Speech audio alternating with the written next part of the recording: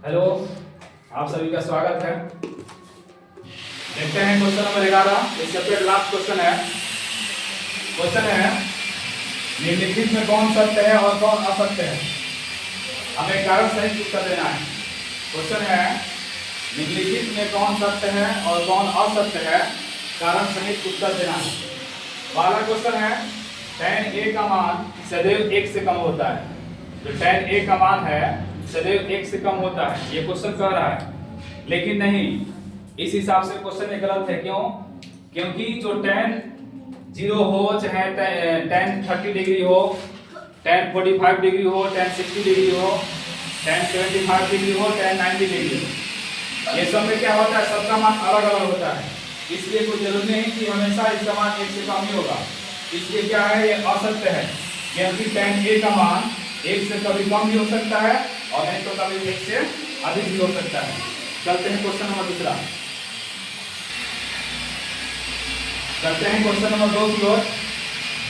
Question दूसरा है कोण a के किसी मान के लिए sec a बराबर 12/5। कोण a के किसी मान के लिए sec a बराबर 12/5। ये क्वेश्चन कह रहा है असत्य है कि सत्य है। अगर सत्य है तो कारण बताएं और असत्य है तभी भी कारण बताएं। बढ़ते हैं। ये क्वेश्चन है, सबसे पहले देखें जो सेक है, सेक ये कॉस का उल्टा होता है। सेक कॉस, तो कॉस थीटा बराबर हो जाता है हमारा आधार बटे कर्ण। आधार बटे कर्ण, तो इसका उल्टा सेक होता है। तो सेक हो जाएगा कर्ण बटे आधार। एक हो जाएगा कर्ण बटे आधार। एक है कर्ण बटे आधार। देखेंगे जो हमारा सेक है, ये कर्ण क्या है, 12 है और आधार क्या है, 5 है। इससे हमें ये पता चलता है लंब और आधार, लंब और आधार दोनों से बड़ा कर्ण होता है। जब किसी पर साफ पता चल रहा है कि जो 12 है ये क्या है, कर्ण है, तो कर्ण हमेशा बड़ा ही होता है। कर्ण जहां भी रहे बड़ा ही रहेगा, नीचे रहे चाहे ऊपर रहेगा, कर्ण है तो बड़ा ही रहेगा। इसको ध्यान रखना है।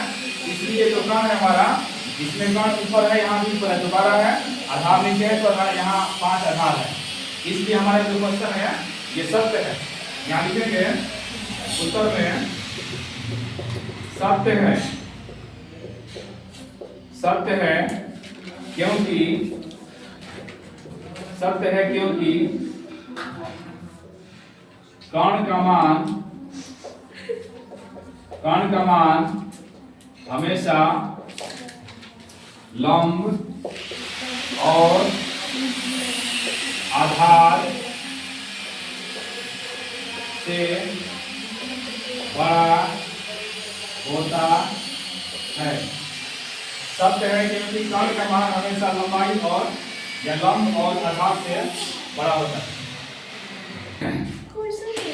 क्वेश्चन नंबर दूसरा है cos a कोण a के cosecant के लिए एक संक्षिप्त रूप है। ये भी गलत है। क्यों?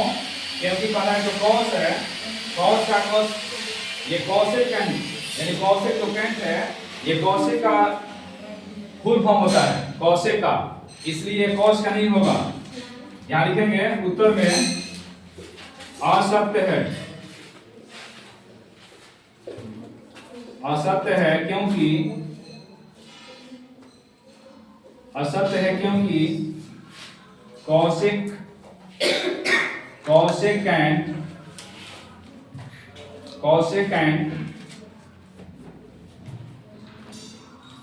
cosec का संक्षिप्त रूप है। संक्षिप्त रूप है, संक्षिप्त रूप है, cos का नहीं।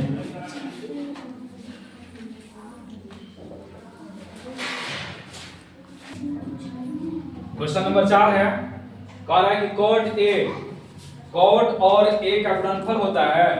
देखिए यहां दे रहा है cot a, तो इसके बीच में मेरा गुना होता है। गुना, गुणनफल मतलब गुना, इसके बीच में गुना होता है। जी नहीं, ये गुना नहीं होता है। क्यों? क्योंकि जो a हमारा एंगल है, एंगल मतलब थीटा, कोण, तो ये गुणनफल नहीं होगा। क्यों? क्योंकि ये जो a है हमारा एंगल है। इस हिसाब से क्या है, असत्य है। लिखेंगे असत्य है। असत्य है, क्योंकि कॉट और ए का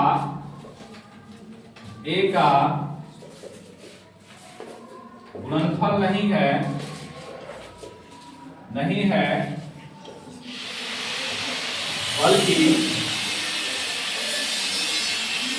बल्कि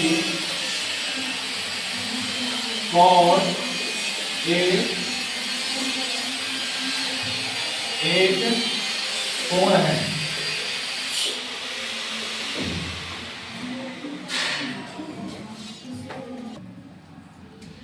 चलिए ये लास्ट क्वेश्चन है, 5 नंबर है। कह रहा है किसी भी कोण थीटा के लिए साइन थीटा बराबर 4/3।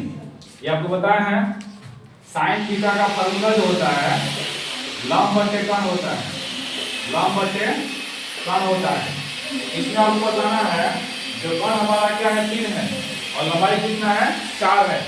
अभी आपको दूसरा क्वेश्चन बताया है, दूसरा क्वेश्चन बताया है जो हमारा एक कण था 12 था, बताया है जो हमेशा जो लंबाई और आधार से बड़ा कौन होता है कण होता है। इसमें क्या देखने को मिल रहा है जो कण है 3 है और लंबाई क्या है 4 है। इस हिसाब से हमारा क्या है असत्य है। यहां लिखेंगे असत्य है क्योंकि लंबाई और आधार से हमेशा बड़ा कण होता है जबकि इस प्रश्न में